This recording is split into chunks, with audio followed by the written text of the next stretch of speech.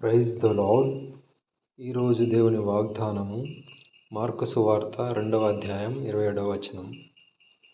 మరియు విశ్రాంతి దినము మనుషుల కొరకే నియమింపబడిను గాని మనుషులు విశ్రాంతి దినము కొరకు నియమింపబడలేదు.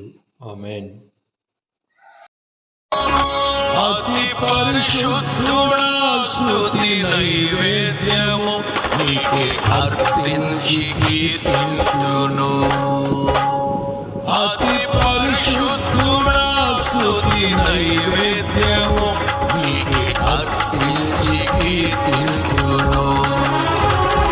నీవు నా పక్షమై నన్ను దీవించగా, నీవు నా తోడువై నన్ను నడిపించగా, జీవింతుము నీ కోసమే.